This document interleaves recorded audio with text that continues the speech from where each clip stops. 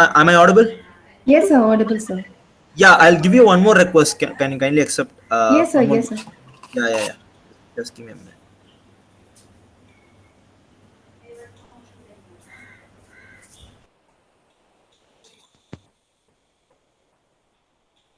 Yeah.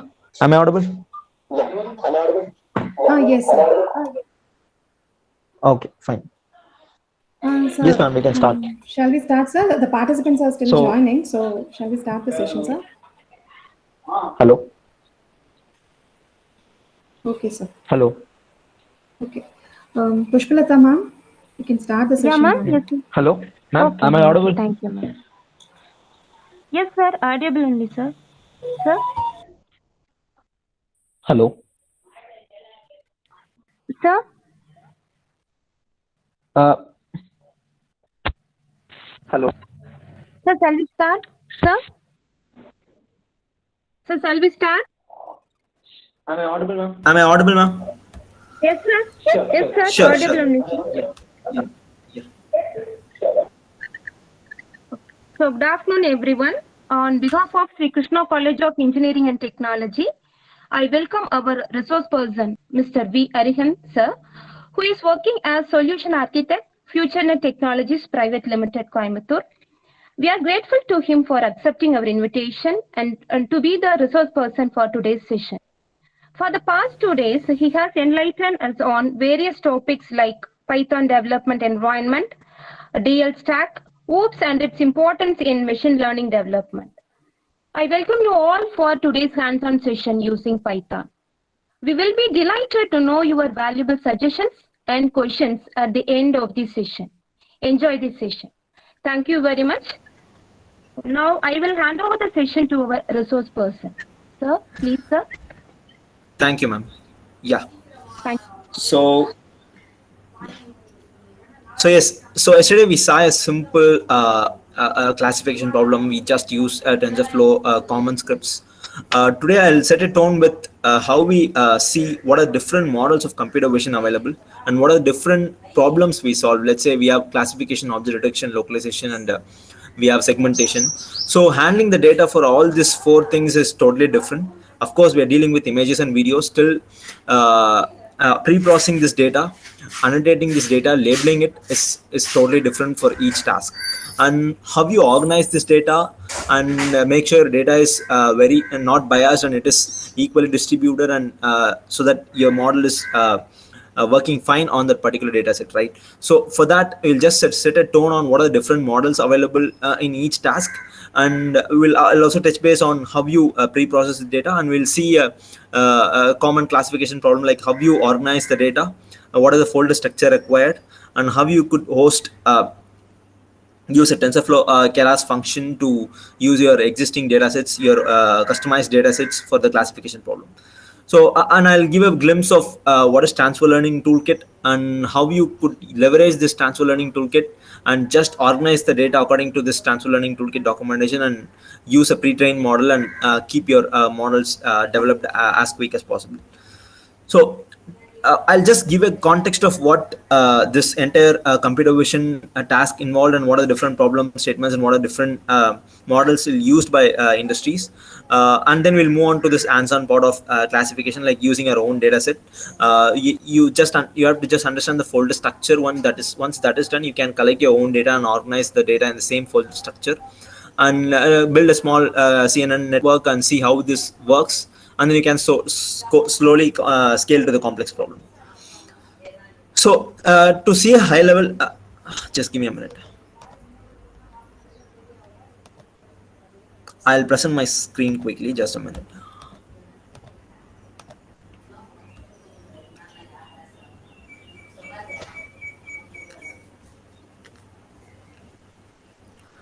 Ma'am, is my screen visible? Can you just confirm? you. Yes, sir. Yes, sir. Now only it's started Yeah, sharing. okay, It's visible only, sir. sure.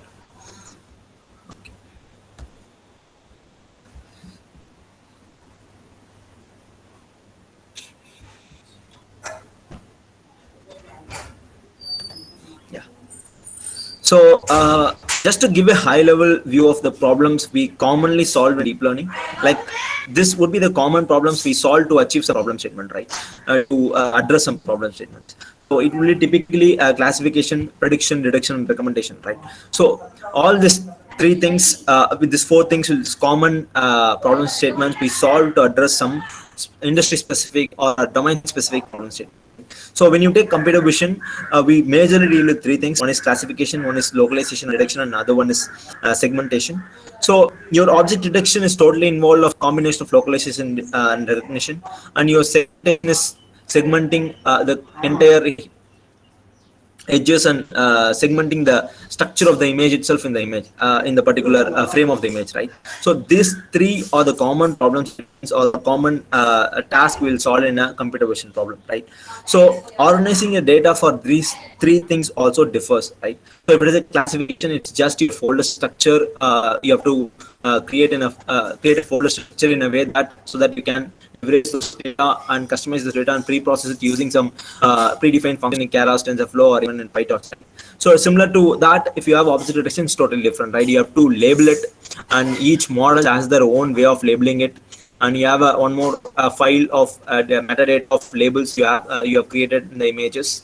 You would have a JSON file or XML file, and you have to follow certain formats, whether it be a Pascal VOC or if it is YOLO, you have to follow the certain formats of handling the data, right? So this step itself, data pre-processing itself, a major task which we have to emphasize more on, right?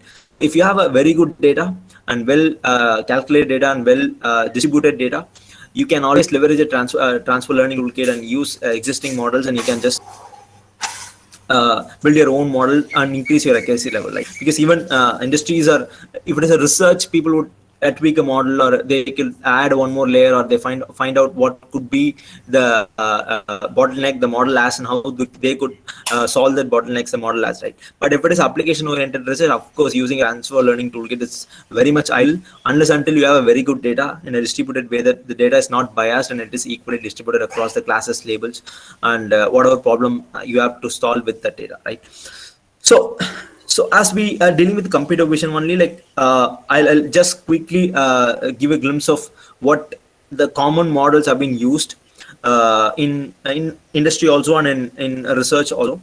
Like when you take image classification, you could see ResNet, DenseNet, MobileNet, EfficientNet, and ResNet XT. And if you have object detection, you have RCNN family of models, and you have YOLO architecture. All this is a subset of CNN, right? So the base is CNN, and the algorithms are created in a way that how efficiently a feature can be extracted using a base architecture as CNN, and different methodologies incorporated into this architectures, right? So similarly to image segmentation, you have mask, RCNN, UNet, DenseNet, and VNet. So if you take most of the manufacturing related computer vision problems, like there will be a lot of quality check problem statements available there. So still a lot of manufacturing companies or product companies delivering this manufacturing analytics tools have been using this kind of architectures. They may tweak it a little bit, but of course these are the base for all those architectures. So once you understand these architectures well, and you emphasize more on how do you organize and pre-process data for these architectures, so definitely that will add more value to your model. So today we'll see a simple classification problem, and what are the common data pipeline functions used in Keras, TensorFlow, or PyTorch, even for that matter, right? So I'll just quickly go into the notebook.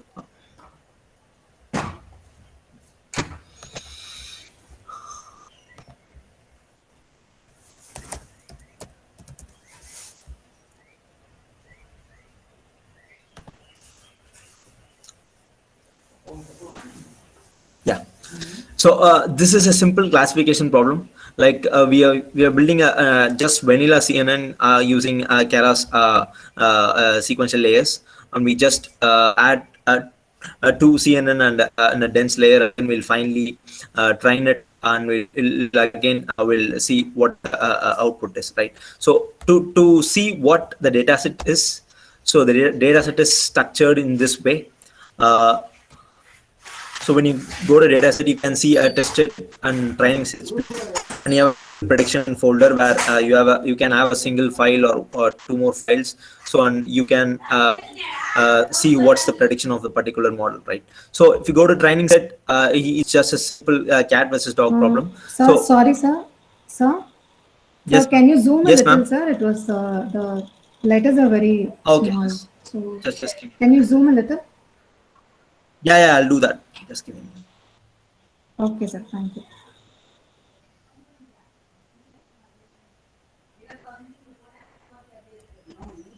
Just a minute.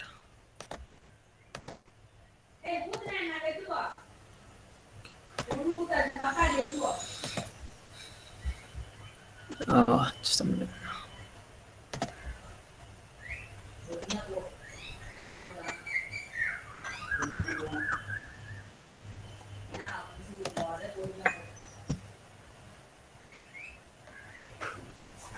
Is it fine now, ma'am?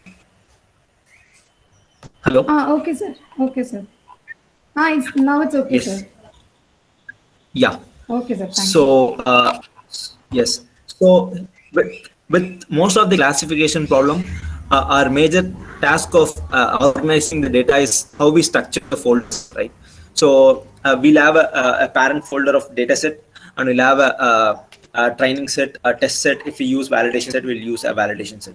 So, in that, we'll have a different classes of folders. Let's say if you have cat, if you have dog, you have the folders name name to it, right? And inside that folders, you have a set of images you need to use as a training set, right, or a data set. So there are predefined functions available in Keras, TensorFlow, and PyTorch, where you have to just organize this data in this way, like in this folder structure. So once this is done, you can just use that predefined function and follow those parameters which they are in the documentation, and you can just pre-process the data as easy as possible, right? So only thing is you have to write small script to organize your data. It could be a Python script to organize the data. It's just a collection of data through internet, or you could collect your data through your own input like mobile or camera collections. You can just collect it, and you can just and organize it in a way that how you structure the folder according to each of these frameworks documentation, right? So we today will see Keras image data generator. Like this will help you to pre-process the data and organize the data in a way that so it could be easily organized and have been picked from the folder itself and then converted into the NumPy array, and then it is fed into simple CNN architecture, and then this convolution process happen, pooling process happen, and then you build a dense layer, and then you can just create a model fit, and you can have the final HTTP file, right? Once that is done, you can just follow that same model variable, and you can just infer that how things are working out.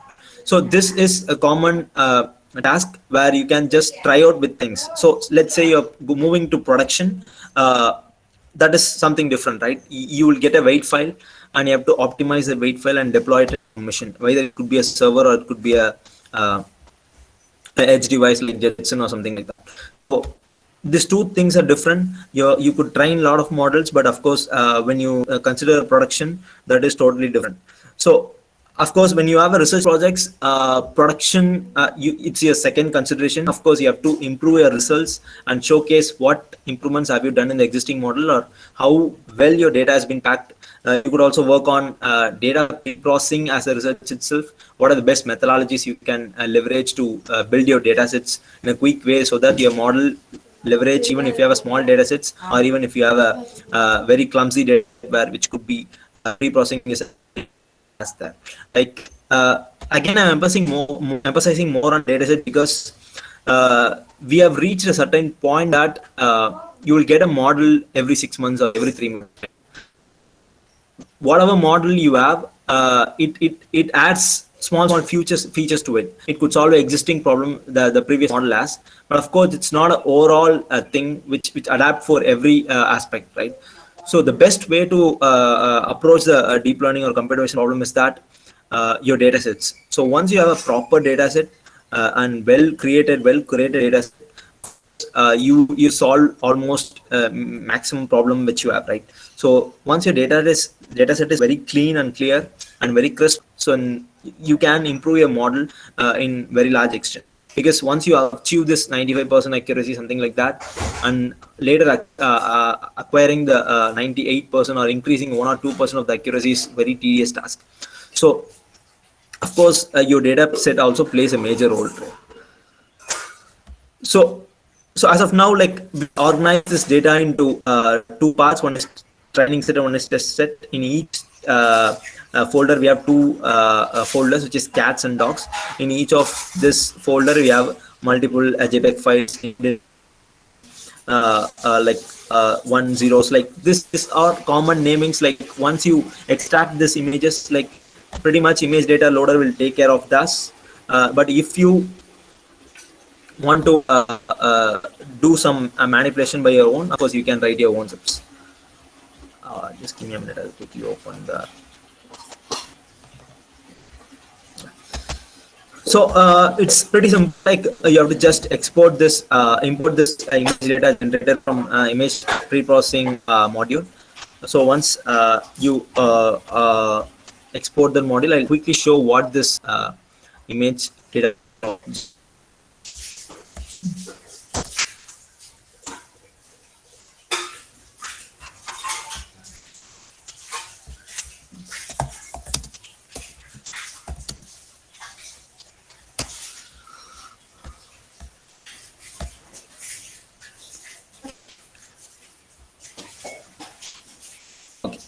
So in Keras, image pre-processing is a pretty simple task because you have to just structure the folder in a way the function asks for, right?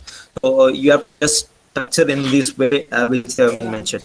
It should be a main directory. In our case, it's a data set, or it could be a test data.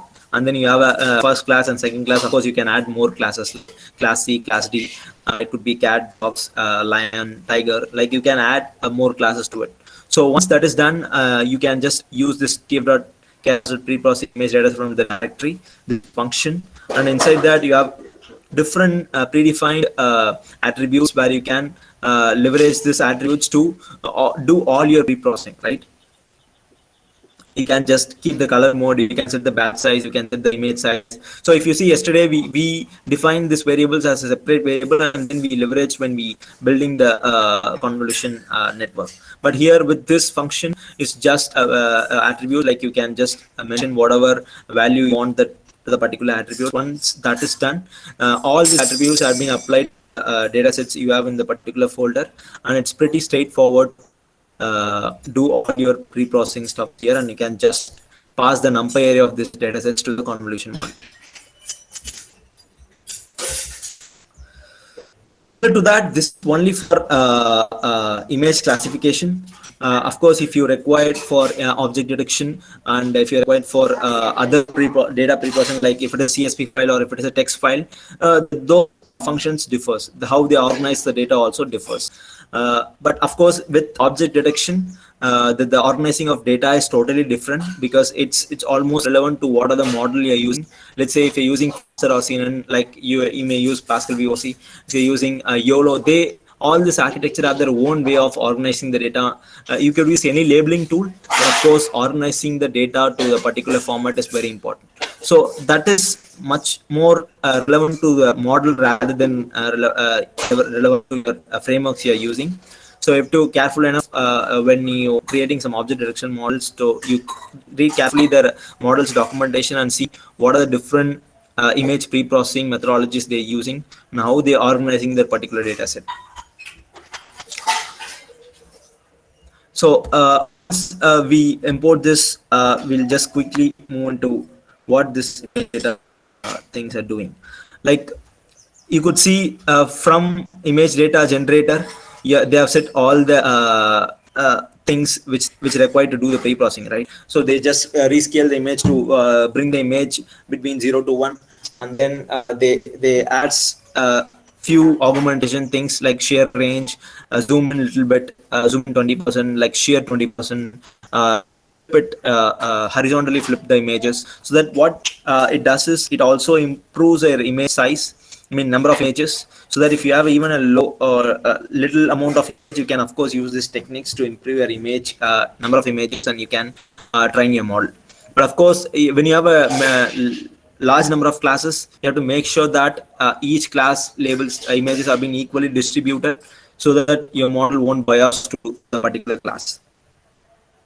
And again, when you do all of these image augmentation techniques, you also kindly again reiterate your data sets and see, is there any too many changes happen, so that your model is not biased to certain aspects of the image, so that your model is performing well. So of course, we could see a lot of automation happening, but still, it's our task or our responsibility to see how the data set has been flown around, and what organization have been done in the folder itself. So typically, when you see a deep learning engineer or computer vision engineer, of course, they understand the folders, recognize the data, and what are the different things happening in the data. They'll frequently check on that part every time. And then once that is done, the basic pre-processing, you have to just add this function called flow from directory from the particular data generator variable. In there you mention a folder path, and you can see the target size. Target could be resizing image to 64,64, and then you can set the batch size for your training, and you can also set the class mode. We have only 2 classes, so it's a classification. If you have more than 2 classes, that's different task. Like, you have to name the each class, and you have to increase your final layer, and you have to use some other activation function of sigmoid function, right? Typically you use a ReLU function, right? So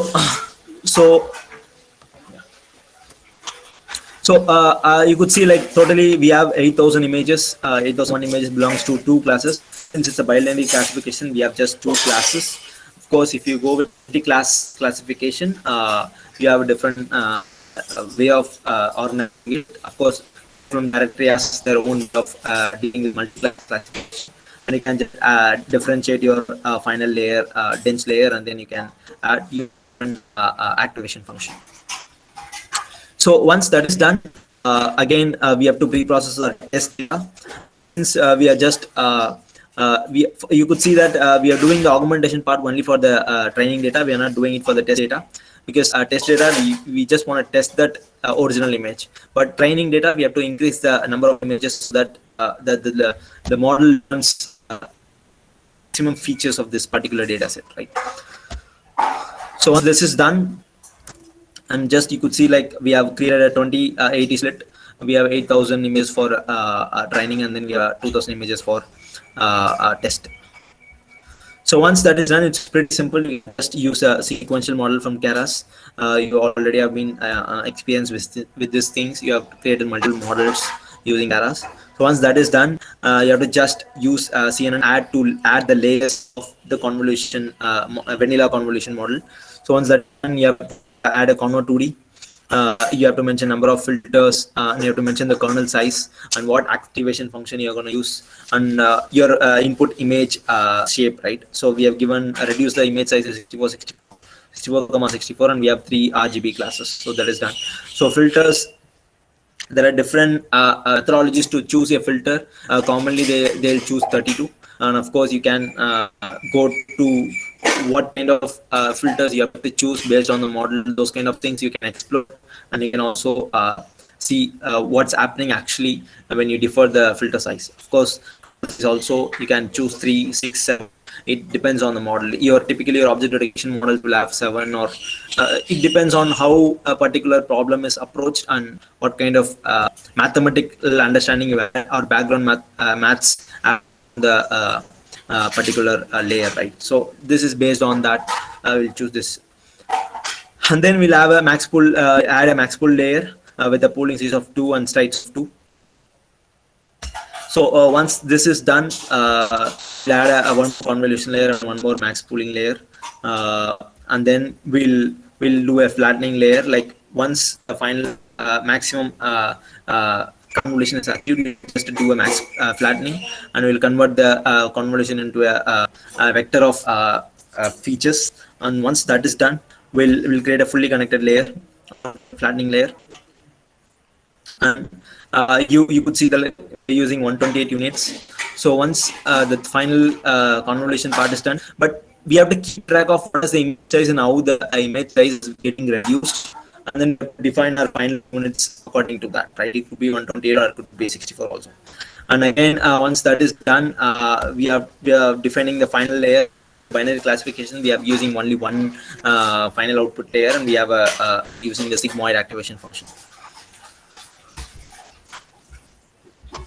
So once that is done, we have a cnn.compile where all these layers are a single operator using a loss function, and we'll just use the metrics variable as accuracy, and we have to compile the model.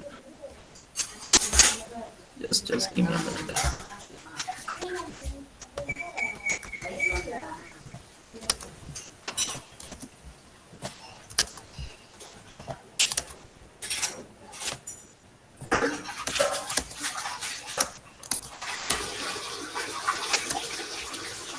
So once your model got compiled, and you can just use the fit function to use your training set and test set, and you can split number of images there, and you can just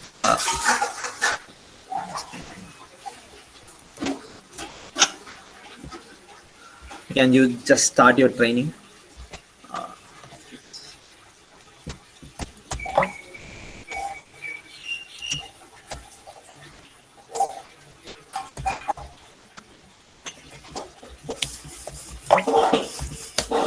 So you could see my GPU utilization has been started, and a Python file is running. It's consuming almost 3 GB of my GPU memory.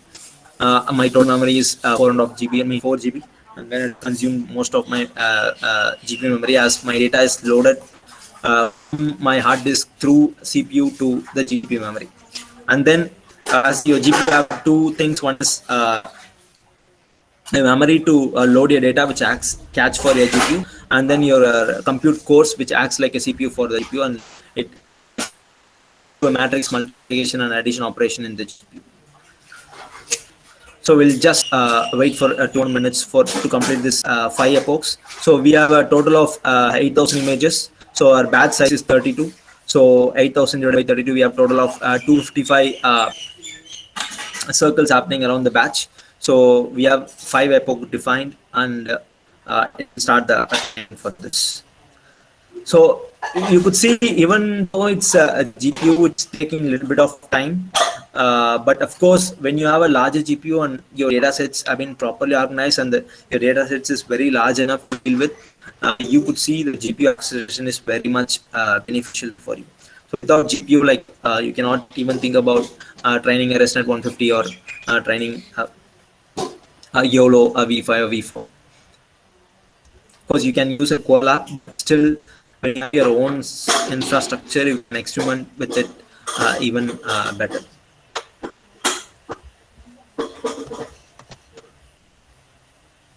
So this is not real time thing, like which is showing 80%, 16%, but of course it may utilize 90% of your GPU, but your GPU memory is totally utilized. Since this is just a vanilla convolution neural network, it's not very much optimized to run on a GPU. But of course, if you use some pre-trained models from transfer learning toolkits, the backend has been written by the CUDA layer has been written by the particular transfer learning model creators. So of course, your GPU acceleration is much more better there. Like if you get 90% or 95% of your GPU acceleration, of course your model training time will be drastically reduced. So this is done. Like if you have any questions in between, I'll quickly answer that. We'll take a 5 more minutes and I'll answer some questions.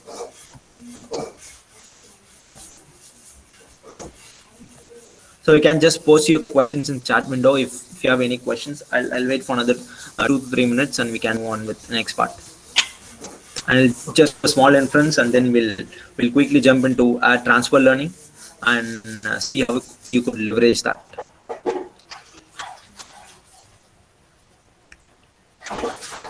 So any questions you can post in the chat window, in your message window.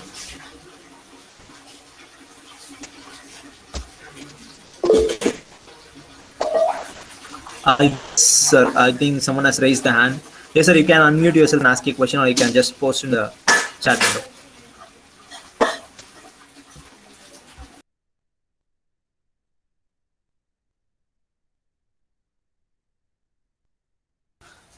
No, sir. You're not audible. No, ma'am. You're not audible. Sorry.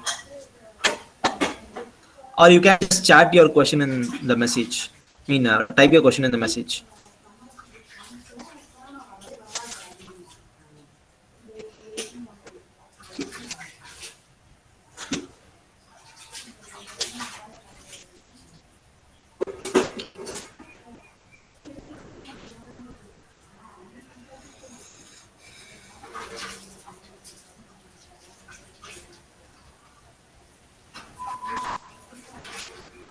Professors, do you have any queries? Will you please post it in a chat box? Please, professors.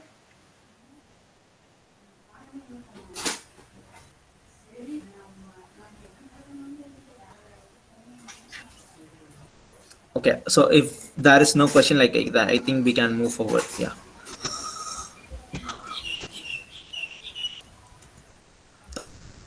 So once this is done, like you can just create your simple a script to load your image, and you can just convert that image to the numpy array, and they can use a predict function from that model variable, and you can pass a test image, and you can create a simple function to see whether it's 0 or 1, either it's a dog or cat. So I'm using that particular folder called single prediction, where I have two images. One is dog and one is cat. You could see that folder.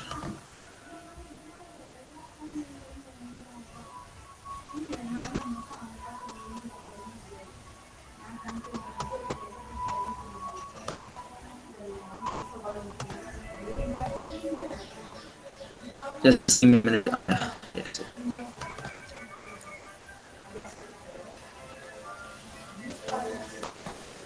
So it's a dog. I'm using the first image.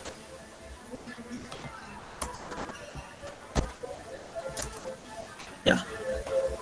So I'll also see the second image.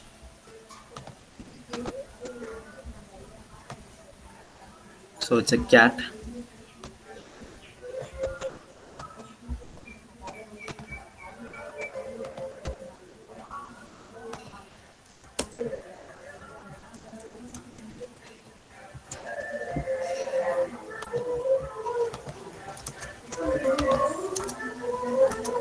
Yeah. So you could see now, even if it is a cat, it's showing dog. Like you could see that the model is not performing well, because typically the epoch will use it was around 25 to 35 epochs, but use 5 epochs. Of course, if you train it more epochs, because you could see the accuracy is just 74%. So once you increase this, uh, uh, see that the model is performing better. I'll just quickly put some 25 epochs of training, and then we'll come back and cover that later.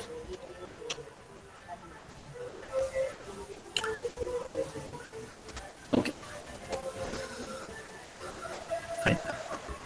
fine. Let it train. Like I quickly touch base on very important concept called transfer learning, and I'll tell you why we have to learn this. And to learn Python and build your own model itself is pretty much for particular toolkits, because the only thing we have been missing out, or where we could connect the dot, not able to connect the dot, was how the coding structure is done by some quality engineers who build model for production, right?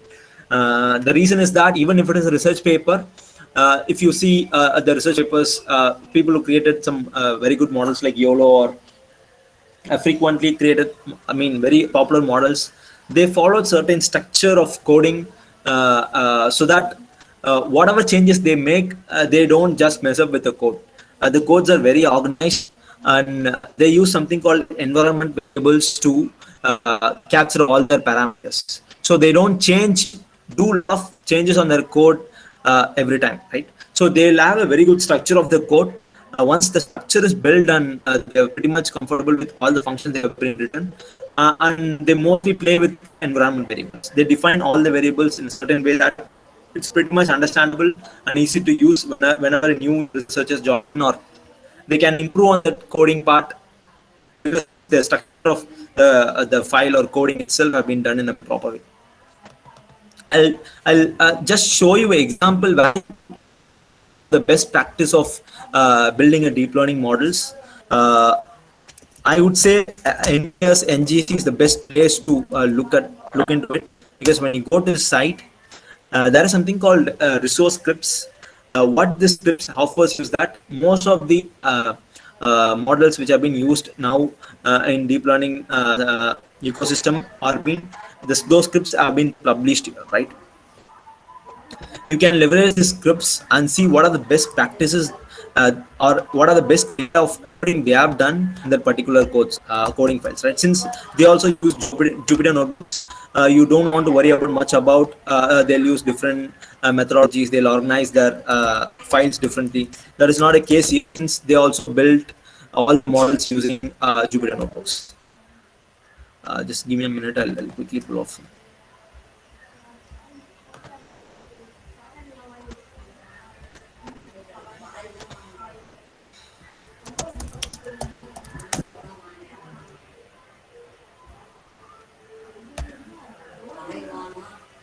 I'm just pasting this link on your chat window. You can just have a look at it, because this is a collection of very good deep learning resources.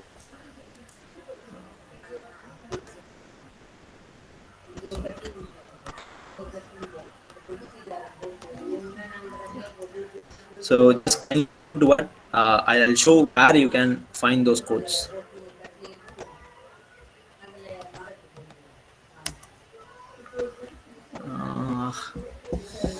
Uh, the site will be a little slow because it's a very large site and load a lot of things.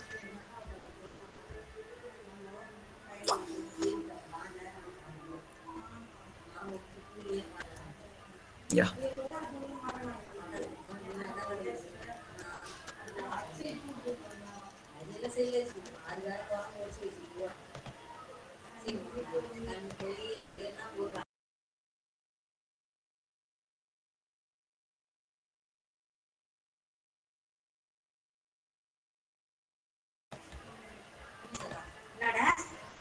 So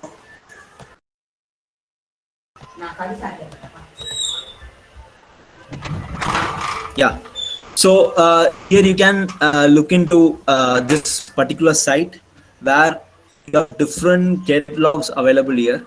When you just go to resources, uh,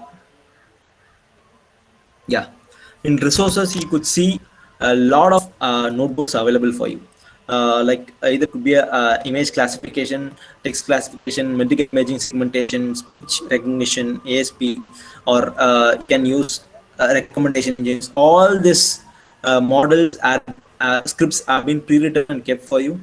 uh, you could also leverage this model script in your own research process, or you can get best practice out of this and you can build your uh, own models. The best part is these models are almost production level, uh, and the practices they followed in this particular models is not something very simple, but I mean it's simple still. It's very efficient when you leverage this kind of setup. Once you go into this, you have just download this wget this content, and you have a kickstart setup guide. You can just follow this document, pretty much straightforward. And the only thing it requires is that these things run on GPUs, and it has that dependency. Of course, if you have a collab, like you can of course export this file to collab and you can run this models. uh, just give me a minute, I'll show you some scripts available.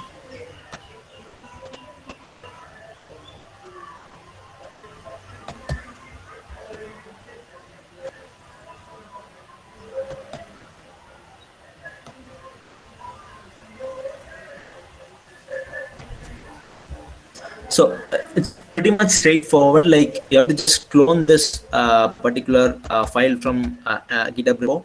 So once that is done, they're also giving their own image tar file. If it is here, they're given ILSVRC image data set. Like if you require different, you can use it. You can also customize your own manual data sets. Of course, most of these guys will use TF records. You could see TF records is the best way of organizing very large data sets, TensorFlow records. I will also a little bit touch base on those things. What is TensorFlow record and why this particular model is very much important to pre-process your data. And you also have something called TensorFlow data input pipeline. Like the flow of your input data has been completely managed by that particular module or API in the TensorFlow, and it's pretty much straightforward. The only thing is, while we learning the TensorFlow itself in a Python way, like we have to understand what are the very main functions your APIs will use in the particular TensorFlow framework, and you have to research a little bit on that. And once we clear with the particular functionalities or API, it's pretty much simple and straightforward to read others also.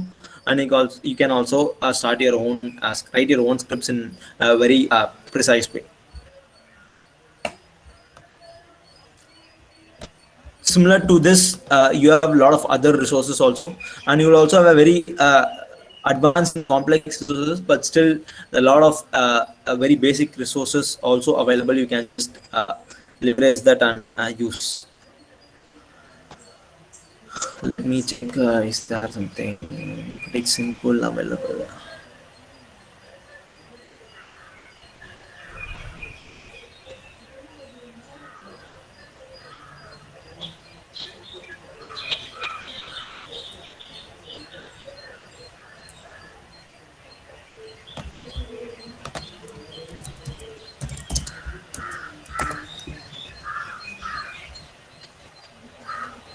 Okay.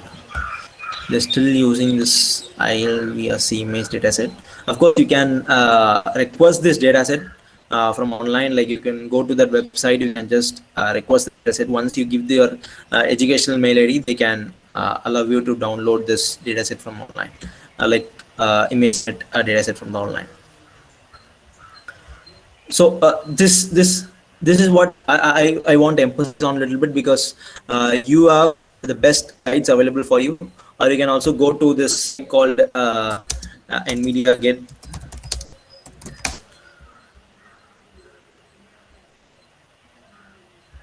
So you can go to deep learning examples, and the best way is, instead of we following some books to understand how the particular models have been built, when you go to this direct files uploaded by this companies, a lot of companies upload their basic scripts.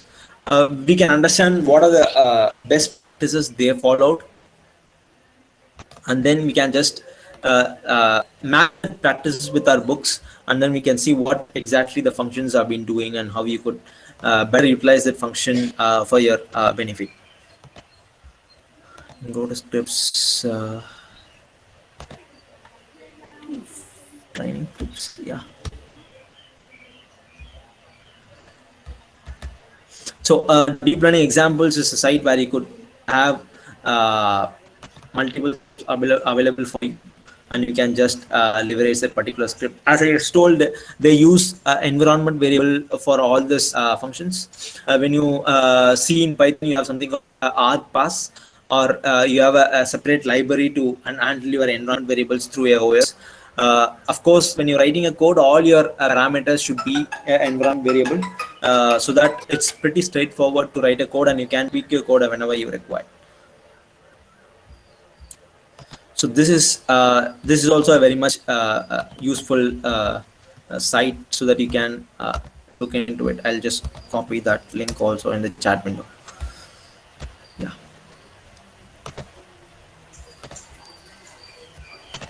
So now we'll quickly touch base something called transfer learning toolkit. We'll finally come to a model script I have, where we use transfer learning from TensorFlow itself. but there is something called NVIDIA Transfer Learning Toolkit.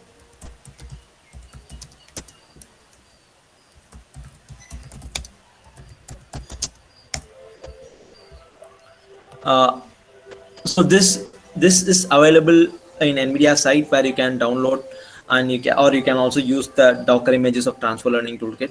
The best part is this Transfer Learning Toolkit is available for both computer vision and conversational AI. But the thing is, there are a lot of predefined models available for you in this. Only thing is you have to write your own scripts, see how your script should follow, and data preparation is completely you the data in a way to uh, level to learning to good what the models are available for image classification, object detection, and segmentations.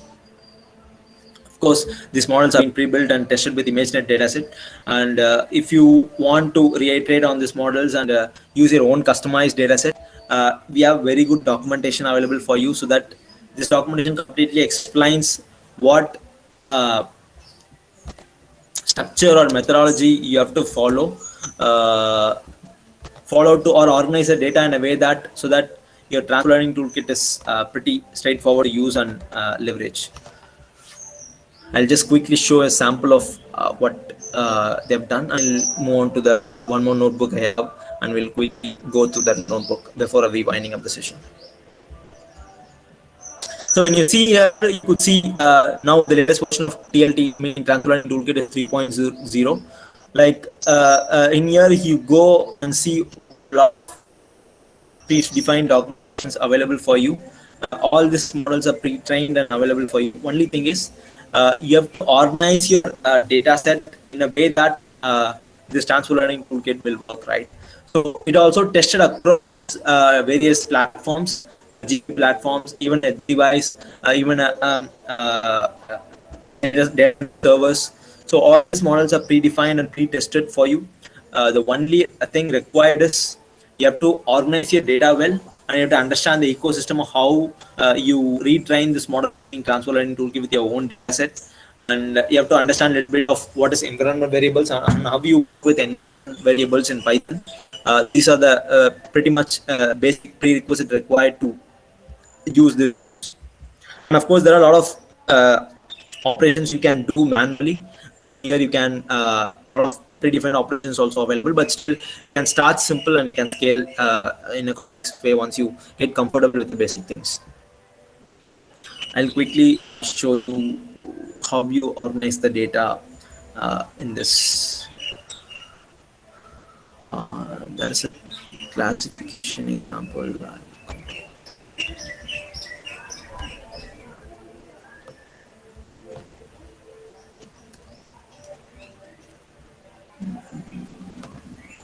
Just give me a minute. I'll show you the classification.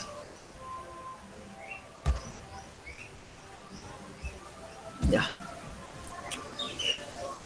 So it's pretty much to set up this. It's very straightforward. You can just follow this particular step, and I'll link also in the chat window.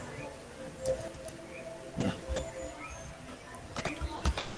So the only thing is you have to create a separate environment for this, and you have to just download the Jupyter notebooks available in the transfer learning toolkit, and you can leverage all the Jupyter notebooks. And of course, you can also find the best way of creating a code using this notebooks. Like you have all the notebooks.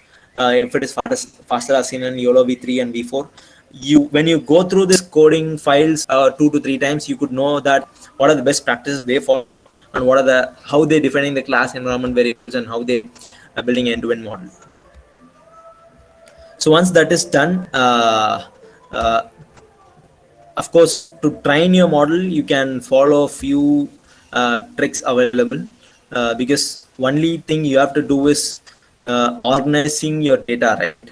So once this is done, like once you downloaded the model, the documentation itself will provide you a way to organize your data. Let me pull that particular where it shows how you should organize your data for your pipeline. Just give me a minute.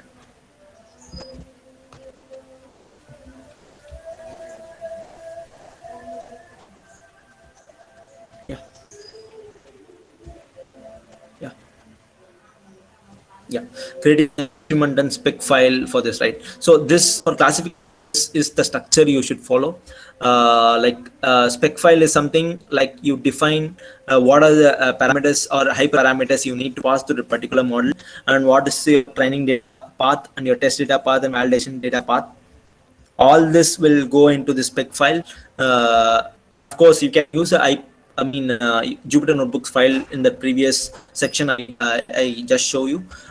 If you don't want to use that file and you just want to work more on your data sets, you can just leverage these files and create your own paths and organize your data there, and mention every parameters required here in the spec file. So once that is done, you can have all this parts, like from data pre-processing, training a model, evaluating a model, running inference in your model, and then even deploying it to a particular application. Either it could be a cloud or it could be a edge device. All this end-to-end functions have been completely explained to you, and it's available for free. I'll just show you how they organize the data here.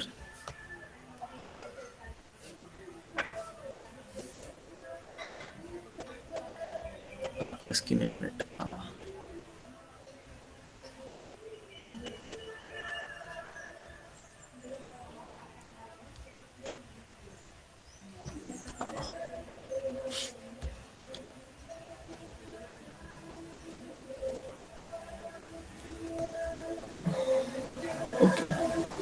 So let me share you how you see that the path of the training data and validation data have been mentioned here, but still the way you structure the folder is given by them itself. You have to structure the particular folder in a way that they requested, so that it doesn't create a mismatch in the entire script they have been created, and your model flows in a way that it works well with what are the functions available in this pre-trained models. Similar to that, also you have a YOLO v4 or all this object detection models also available. Here also similar, you have to create the training config file, and similar to that, you have to mention all the required parameter, right? You have to mention the anchor size, you have to mention what labels you use, what are the training and test set you have. All those things again goes with this single config file itself. When you're using this transfer learning toolkit, you just want to worry about one file, which is a config file. So once that is done, all your flow have been created. Once you go through this end to end, you could see how you could leverage the best practices they followed here and build your own models. So similar to that, you have all basic set of models which is commonly used is available here. So once you understand this well, it's pretty much straightforward for you to use this best practices. You can leverage this. So if you have an opportunity of one more session, definitely I can emphasize more or cover transfer learning toolkits itself a separate task, separate topic, because there are a lot of information available in this. I think it just a transfer learning toolkit itself we can cover for 2 days. Those kind of informations and hands-on required in this particular toolkits. But still, if you have a collab or if you have a laptop or server with GPU, you can just install it and start working on this. I'll just quickly go and check if this training is done.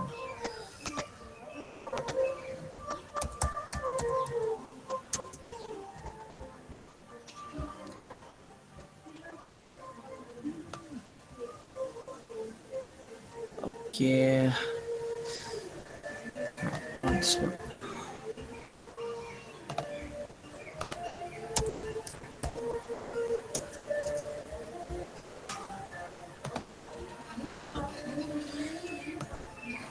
Yes, the 25 epochs is done. Let us check whether now it is working fine or not. No, still there is some issue.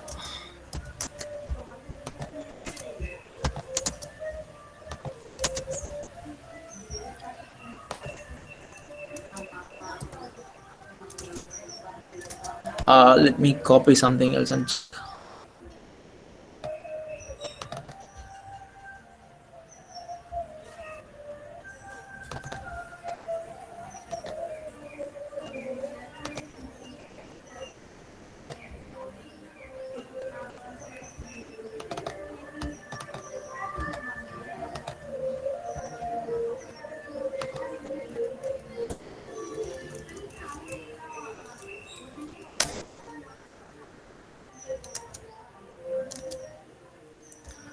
Okay, I think still the model is very much biased. I think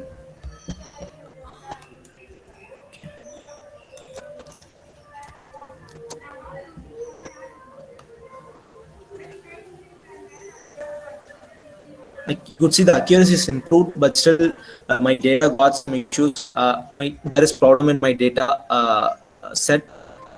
It creates the one more. I mean, it's not. It's just going with only one class. Of course, these are the common problems we'll face while we deal with our data set. It's important to manage our data set is in a very precise way, so that it doesn't happen every time you train a model, right? Because once you get your data right, most other things you can just use it from predefined stuffs, and you can leverage a model. Of course, if you want to explore more on how you tweak the model or improve a model, that is a totally different picture.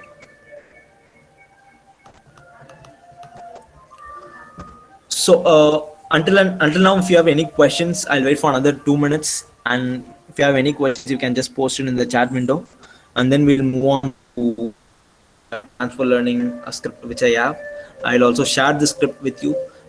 It's pretty much straightforward from using transfer learning from TensorFlow. There are a lot of models available in TensorFlow also, and you have a lot of predefined data preloaded in TensorFlow also. You can leverage that and use this TensorFlow in your models. And I also touch base with few other things like automatic image precision, of the TensorFlow's pipeline setup. Like, if you have any questions, you can post in the chat window.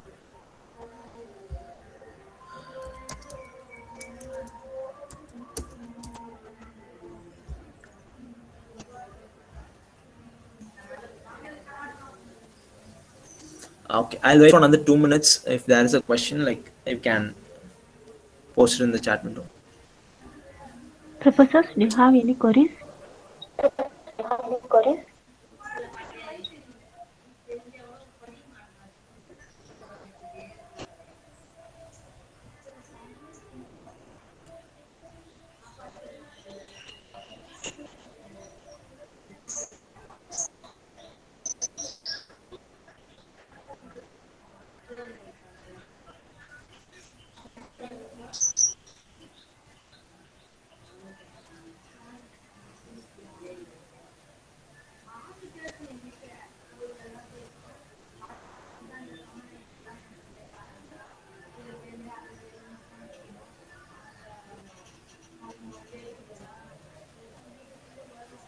Yeah. So class different image label for remote sensing images. Yes, sir. So remote sensing, you're saying about TIFF images, right?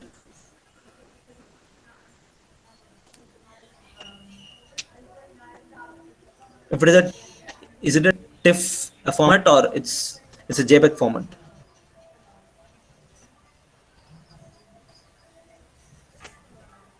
Because you have different formats of image. Okay, fine, it's a JPEG. So is this any a project to identify vegetations or water bodies, or any other minerals available using the heat map, something like that, or it's just a classification of different size of TIFF?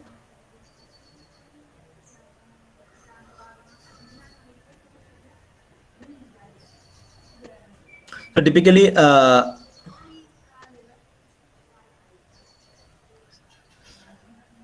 so I'll just quickly touch base on what are different things you could using TIFF images. Then I mean remote sensing images, and you can see what suits ideal for you. Like, if it is just a classification problem, of course you can use this similar way. Instead of two class, you will go with a multi-class, and you structure the folder according to that, and you name that folder with particular class name, and then you can use the image data generator function, and you can train a model. If it is a TIFF image, or you want to map that particular index or vegetation index or water bodies, then I would suggest segmentation is the better option instead of going with classification. And you cannot even label it properly, because since it's a TIFF image, it's difficult to label it. You can also go with clustering along with image segmentation.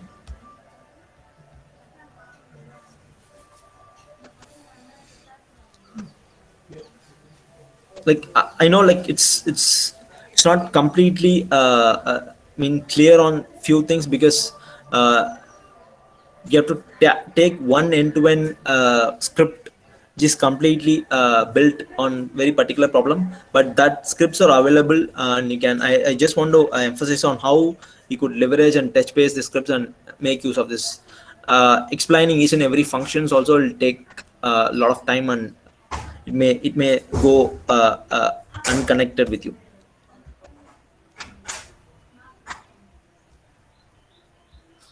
Okay, fine.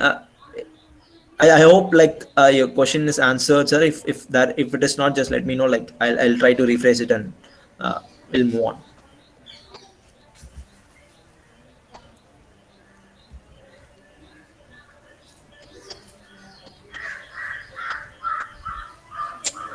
Yeah. Okay. So any other questions? You can just post it here. I'll wait for another 1 or 2 minutes, and then we'll quickly move on to the transfer learning part. I mean intensive flow part.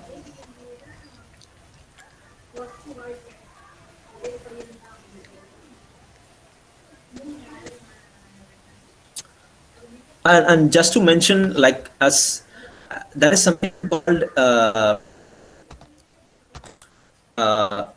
teaching in India.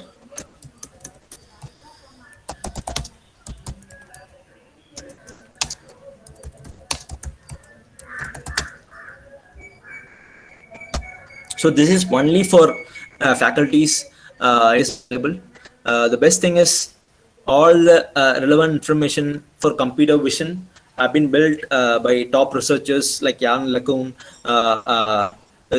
the top MIT researchers working keenly on this, deep learning models.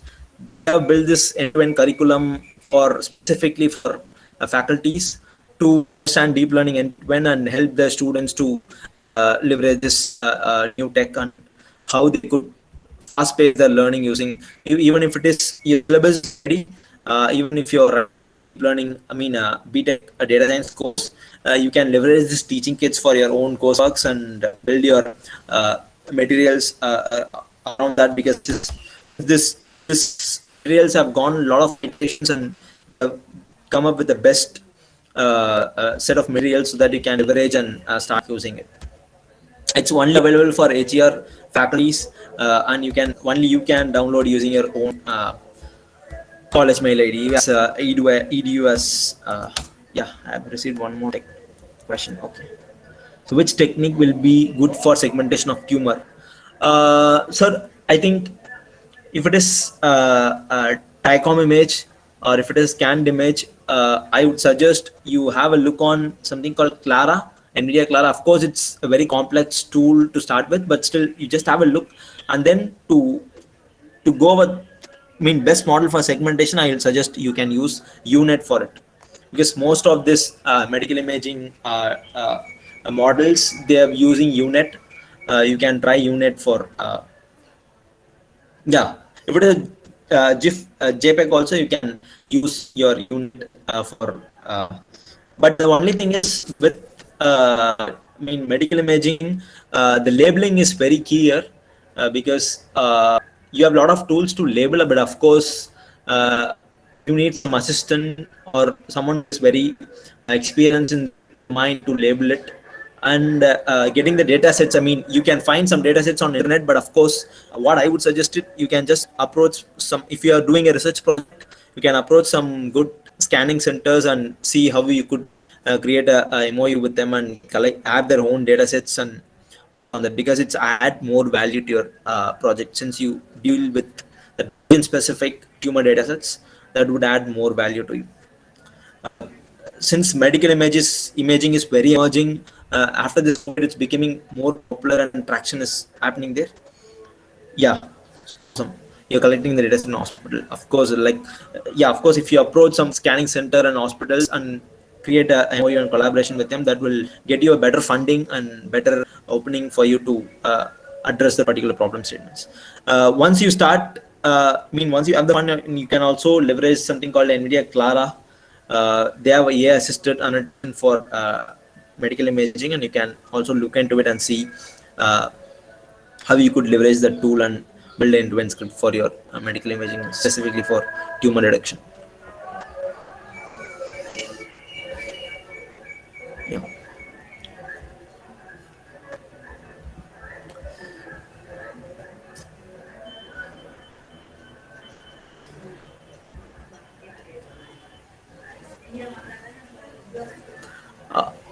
I would also suggest I think a lot of would have received this or attended these sessions, but still you can see the recorded sessions. If you get time, you just have a look in whatever problem statement you are working on, because this will help you to see what actually the deep learning ecosystem itself is doing. And you can connect with a lot of people working on particular problem statements, and you can have a collaborative way of learning, and you can improve steps so that you don't want to fiddle around a single process or in your research task, so that you can collaborate different people. Just go to GTC and attend some prerequisite session and try to connect with them through LinkedIn or some other social network, and you can see how we could help each other to build your research task. Okay, if there is no question, like, I'll move on to that final script. And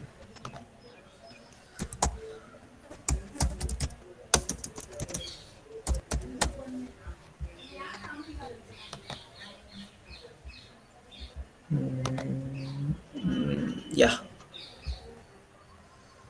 okay. So this is just a simple script where you can just use TensorFlow and pre-trained model from TensorFlow, and image dataset also from Flow dataset module available here, where you have a lot of models, predefined datasets available. Of course, it's predefined datasets. If you have customized dataset, you can it's image data generated or data pipeline from TensorFlow for customizing and pre-processing your own data and passing it to the CNN model. So just basic things, like once this is done, you set a TF Keras environment, and from I'm having 1 GPU and just showing 1 GPU. And once this is done, like, you can set the config. It's similar to what we saw yesterday. Like, you have to set your own environment variables, sorry, hyperparameters here, and then like these things which we saw is very vanilla and very basic. It's simple convolution neural network. Like, it doesn't work that good, as good as how all this pre-trained or all this predefined algorithms works, like ResNet and SSD or even YOLO for that matter works. Simple vanilla or a CNN will work for certain extent, but still, once you go with this new models, there are a lot of other techniques also involved to improve your models. You have something called automatic mixed precision, because when you load a data set, it's predefined, right? You have a data type as 60 in float 64 and 64, but when your data type size is very high, your model also will take a lot of time to train, right? So what happens when you have mixed precision, right? You train a model with 64 FP32 or FP64 or even FP16, based on the functionality you're doing, right, in a particular operation. Like, let's say you're working in a convolution, you can use FP32. When you're getting into flatten, you can use FP16. Likewise, you can use multiple positions, right? But this makes a lot of loss in your feature learning through by the model. But with NVIDIA's tools and how they built the GPU, these things are being handled by TensorFlow itself. They're emphasizing more on mixed precision training when you deal with very large data sets, and when you work on very higher models or best in class models available.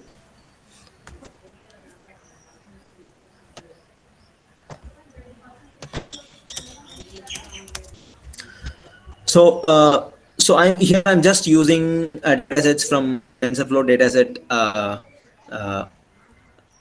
module. Like you can just see those modules provide a lot of datasets available for you.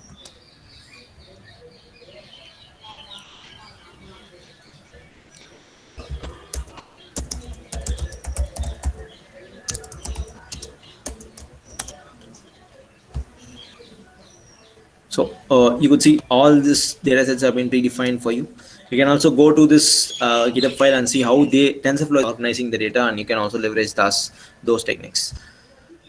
So once that is, once you load the data, once you use TFDDS is just simple way of loading a data. You can use that particular module and you can load whatever data sets available there in a certain way that it helps you to load the particular data sets. I'll just show you.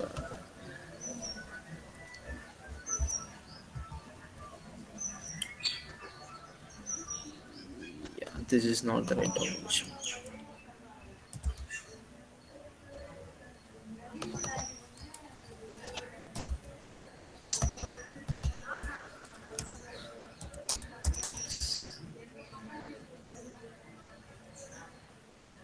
Yeah. So this model will have pretty much most of the data covered you. Uh,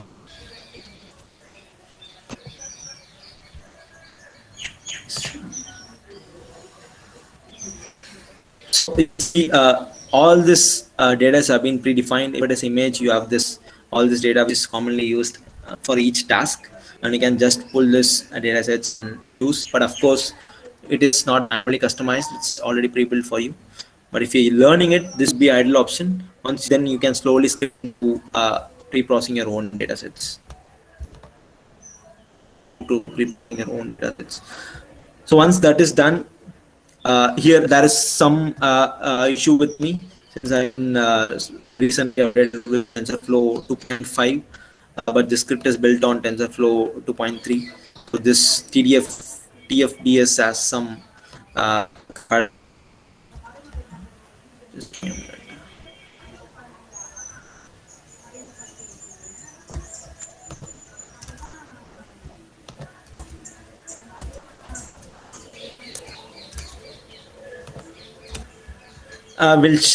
I'll also share the scripts with you. You can just yeah, it's working, I think. Okay, fine. So yeah, it's downloading. Yeah. So,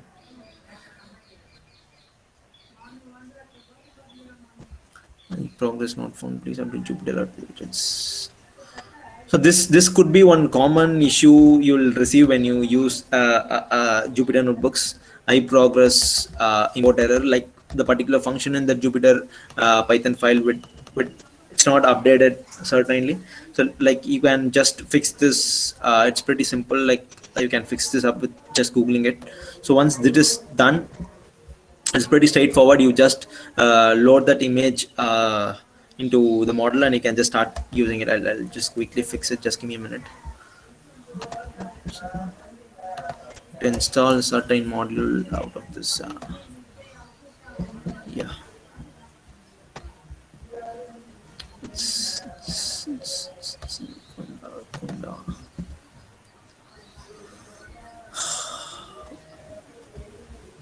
yeah, this will work.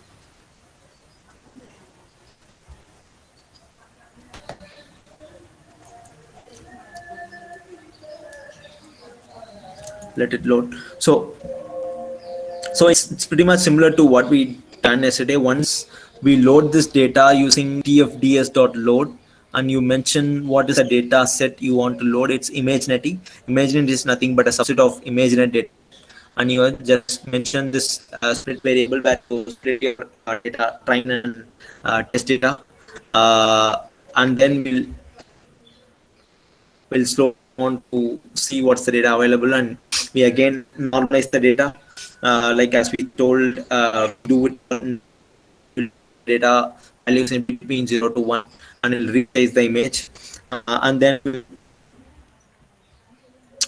use some best training pipeline in TensorFlow so that your data loading from your hard disk to your GPU memory is optimized. CPU, like from moving your data from hard disk to CPU, is optimized in certain way using auto tune. So once that is done, you can evaluate your data pipeline and test pipeline. So this script I'll share with you. Once this session is done, I can mail it to the ma'am. Like he can, she can this entire script and you can go line by line of what's happening in each line. I'll also share some good created contents to understand this coding structure happening here, so that you can have a look into it and correlate things. So once you set training pipeline, evaluation pipeline, and testing pipeline, so this is how we did in the simple model we used. Right? We again normalize the data for test data set also, and we create both the data sets available. Like similar to that, we do two. And once that is done, our next part is we don't entire convolution layer here, right? We just use a pre-trained layer available in Keras applications. So you can find a lot of models available in the Keras application. Like as we mentioned, the input shape in the first convolution layer in our previous script, here of a predefined shape which we mentioned in the parameters, and then we have the three RGB values. So once that is done, we just use a predefined model from Keras applications, and you set the basic input shape of image which you pass into the models, and there are multiple available for you there, and you can just have a look into it using Shift tab if you're using Jupyter notebooks, and you could see a lot of what are the parameters this particular function, and you have an explanation of all the parameters. And then you could as we use President 50, you could see the entire model summary. But what we do here, right? We are doing a transfer learning, right? We don't use this entire model, right? We only tweak a final 2 to 3 layer after flattening. I mean, before flattening layer, we have a 1 or 2 convolution layers. Right? So of course, like the entire structure is used, but still we'll start from the before the layer before the flattening layer. Right? Since so for the flattening layer, again we define before we getting the model to a flattening layer from the convolution layer. So we define all those things from Keras layers module. So once that is done, we define, since this is a 10 class classification problem, like we are defining a final layer as nodes. So again, we just specify what are the things we have been defined. It's a model. Since we using Resident 50, we already predefined that, and then we mentioning what is the global average, what are the average pooling we are using here, and then we are creating a final dense layer for the prediction output layer. So once that is done, you could see the model summary is pretty simple. We're using the entire Resident 50, and we just tweaking the final 2 layers. One is our layer before the dense layer, and finally we defining the dense layer. So once this is done, like we use similar to in Keras, we use optimizers to start the training process, start the compile and training process. Once that is done, we just compile a particular model using the optimizer we define. We use compiler similar to we use in Keras, and then we verify all other things one by one. Once this is done, we do a model fit and start the training, and we can see how things are working and plot what are the happening, what are the are done each and every iterations, and how your model training, accuracy, and validation is done, right? So once this is done, you could see something called Onyx, right? So this is also pretty much important when you take deployment as a consideration. Let's say you're working on a project, you want to deploy it in TensorFlow, Jetson, or you want to deploy it in Raspberry Pi. Of course, each of your frameworks produce some model file, right? Keras will produce HT file. Your TensorFlow would produce a protobuf file or CPKT file. Similar to that, different frameworks provide different files. So you cannot uh, port this file for each platform. You have to again set up everything. So to make this file work on common across all the platforms, you have something called Onyx, which is a framework built by like all the Google's and Microsoft, and they have created a common format to convert whatever framework you use. You can convert that model into Onyx format, and you can deploy it in any device and architecture you have. It doesn't depend on a particular GPU or CPU architecture. You can just convert the model into Onyx format, and you can deploy it in any device you have. So this is about this entire transfer learning tool, transfer learning using TensorFlow. I know, like, there are a lot of things I've used in this particular script, but of course, to understand it's pretty intense. Like, we have to first connect the entire TensorFlow structure and how it is being used. As most of the people who are using TensorFlow, they use Keras and TensorFlow back and forth. So I would suggest, if you're working on a research project, it's ideally defined by you, like whichever framework you're comfortable with, you can use it. Uh, if you want to deploy it and work it, deployment is your major concern, I would suggest you can also a TensorFlow would be the ideal option, because you can also deploy it in mobile edge device. You can also use some JavaScripts to deploy it. So either if you work with some web development team also, it's pretty simple to deploy if you use TensorFlow. But if your workload is purely based on research, then PyTorch also would be a best option for you. Like, I'll just give a glimpse of what these two modules will do. As we see computer vision, most of you will definitely will use either TensorFlow or PyTorch for your model development.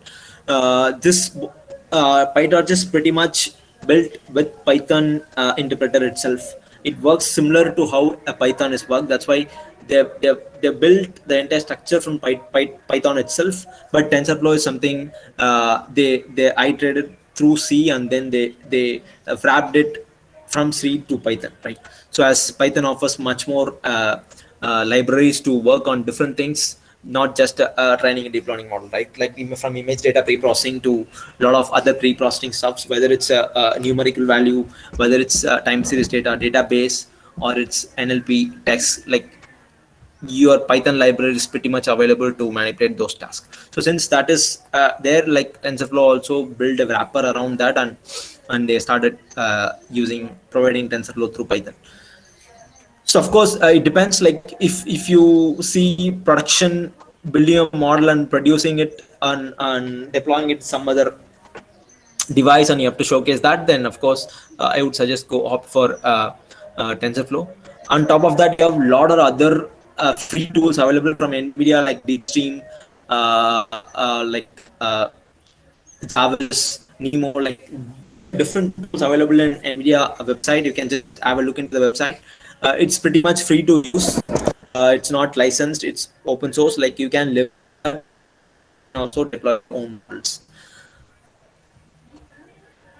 So if you have any questions, we'll take for another 5 minutes, and then we can wind off. And I'll share the scripts. I'll also fix few things in the scripts, like I'm using ImageNetty. I'm using 2.5. They have removed that ImageNetty dataset in the TensorFlow 2.5. I'll fix that up, and I'll share this script with you.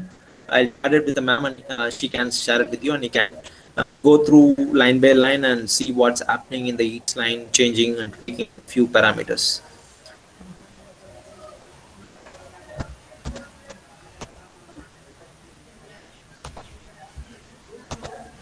So I will have another 4 to 5 minutes.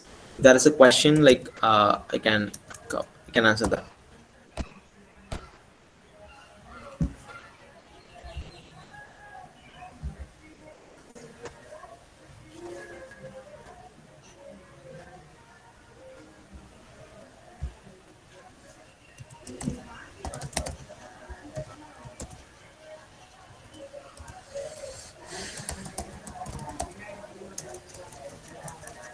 And so we, as a Futurenet, we are just to emphasize on what we do.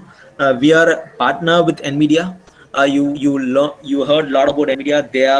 They have an end-to-end deep learning platform. Most of the predefined and companies who have very good data science team and models, they utilize NVIDIA hardware for their team, right?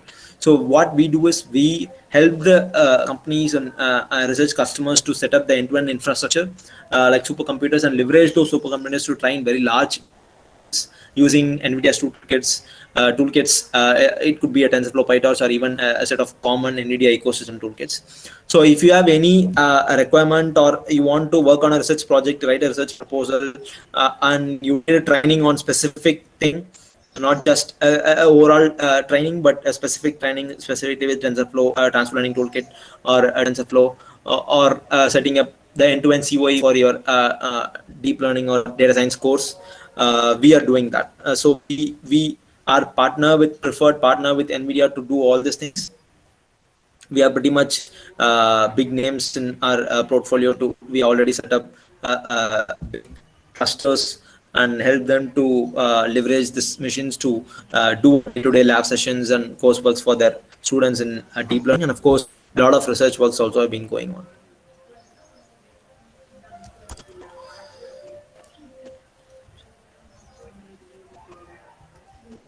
Yeah, so you could see here's my mail ID, and you can just, I posted my mail ID in the chat window, and can write to me if you have any requirement. So if there is any questions, you can ask, like you can extend a little bit and you can answer that. Yes, professors, have any queries? Any questions?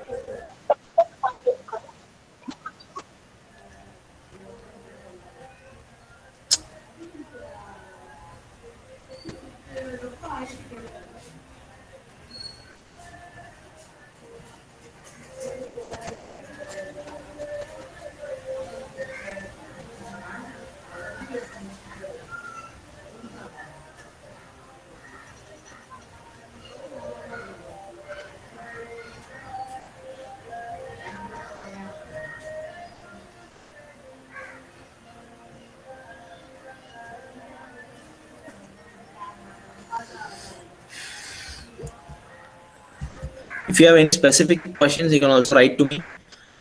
I'll help you or connect someone who relevant to your problem statements or working on these things.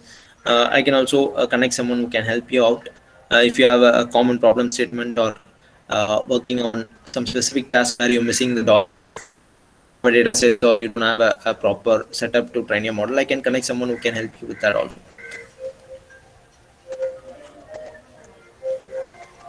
Yes, professor.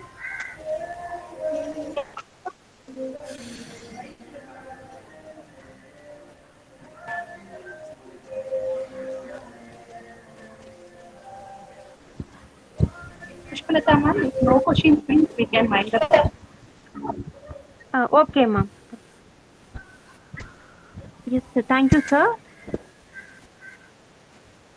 So Thank you so much, I ma'am. take immense okay, thank you very much, sir. So I take immense pleasure in proposing vote of thanks. First of all, I would like to thank our resource person, Mr.V.Arihenth, sir, who spared the time from his busy schedule to grace this session as a very interesting and informative one. Thank you very much, sir. Next, I would like to thank Thank you all so the much. participants. So all the participants from various institutions. So thank you all. Once again, I thank all for your cordial cooperation. Thank you very much. Thank you all. Thank you all. Thanks for attending this session. Thank you. Yes, thank you very much, sir. Thank you, professors. Thank you.